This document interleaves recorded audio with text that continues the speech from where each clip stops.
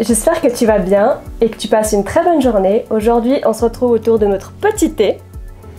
Donc, d'habitude, on prend des témoignages des internautes et on y répond. Mais aujourd'hui, on aimerait vraiment parler d'un sujet qui nous tient vraiment à cœur. Et c'est le sujet d'oser s'exprimer. En fait, si j'ai toujours eu un gros blocage pour exprimer mon ressenti et dire les choses, c'est tout simplement parce que c'est très lié à des peurs que j'ai. Tout d'abord, il y a la peur du jugement sur des sujets qui me tiennent à cœur. Il y a également la peur du rejet, que mes sentiments ne soient pas partagés, qu'on n'ait pas forcément le même avis que moi. Et aussi la peur du conflit. J'ai souvent eu peur de froisser l'autre si jamais j'étais pas d'accord avec lui, si jamais j'allais pas dans son sens et si par exemple j'aimais pas les mêmes choses que lui. Beaucoup de fois je me suis retrouvée dans des conflits où j'ai pas été capable d'exprimer mon opinion et mon ressenti et du coup je me suis retrouvée vraiment bloquée dans ce conflit et j'ai fui tout simplement la situation. Pour ma part, j'avais l'habitude de tout intérioriser à l'intérieur de moi suite au conditionnement de ma famille. Justement, les membres de ma famille n'ont pas l'habitude d'extérioriser, de mentionner leur colère, leurs ressentis, leurs émotions. Et du coup, inconsciemment, je faisais la même chose. Et finalement, si j'intériorisais tout aussi, c'était notamment dû au regard des autres et donc au manque de confiance en moi. Donc depuis, j'ai fait un énorme travail là-dessus et ça va vraiment beaucoup mieux.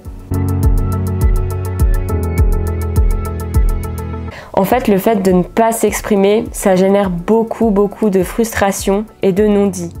On n'exprime pas ce qu'on a à l'intérieur et du coup, c'est un espèce de poison qu'on garde, qu'on ressasse à l'intérieur et qui nous fait du mal.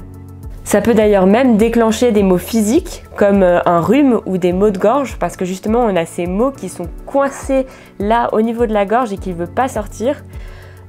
Justement, il y a un livre qui parle très bien de ce sujet-là et de plein d'autres choses. C'est Les 5 blessures qui empêchent d'être soi-même de Lise Bourbeau. Personnellement, j'ai beaucoup aimé ce livre parce que justement, ça fait vraiment le parallèle entre les maux psychologiques, les maux physiques, tous les points de notre passé qui nous ont aidés à nous construire et qui ont défini qui nous sommes aujourd'hui. Donc vraiment, je vous invite à le lire. J'avais tendance tout le temps à garder en moi, je me disais que le problème allait partir et comme si rien n'était et tout allait redevenir comme avant, mais au final pas du tout. Plus je gardais en moi et plus la situation s'empirait, plus je me sentais mal, j'avais mal justement physiquement dans mon corps comme le dit Laetitia et surtout la relation avec la personne se dégradait. Finalement, c'est vraiment essentiel de dire ce qu'on a sur le cœur, car ça permet de régler rapidement les désaccords et surtout d'éviter tout malentendu.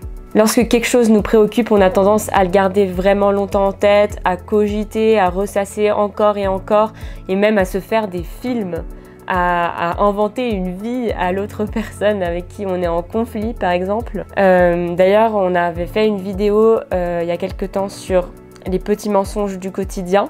Je vous invite à la voir, c'est vraiment en lien avec ce qu'on est en train de raconter. Alors je suis entièrement d'accord avec ce que tu as dit, donc voilà, je ne vais pas répéter. Mais pour ma part aussi, ce que ça peut apporter, c'est d'avoir plus confiance en soi parce que justement, on n'a plus peur du regard des autres. Et ça nous permet également d'être vraiment qui on est parce qu'on n'a vraiment pas peur de cacher les choses. Car selon moi, on peut vraiment parler de tout et ce avec bienveillance. Par exemple, si on est en conflit vraiment direct avec une personne, il vaut mieux vraiment exprimer son ressenti avec des paroles vraiment bienveillantes, comme par exemple « je ressens ça face à ce que tu m'as dit ou face à ce que tu m'as fait, qu'est-ce que toi tu en penses ?» plutôt que d'être tout de suite dans l'accusation et puis dire « c'est de ta faute », etc.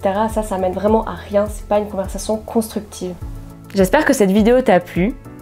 Si toi aussi tu as du mal à t'exprimer, à dire les choses, n'hésite pas à nous écrire dans les commentaires, on aimerait beaucoup partager autour de ce sujet, car au final c'est encore quelque chose sur lequel on est en train de travailler au quotidien. Malgré tout ce qu'on dit, on est loin d'être parfaite et on a encore un peu nos failles.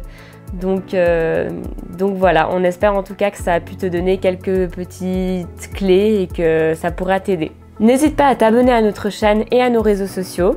On espère que tu vas passer une bonne fin de journée. Ciao!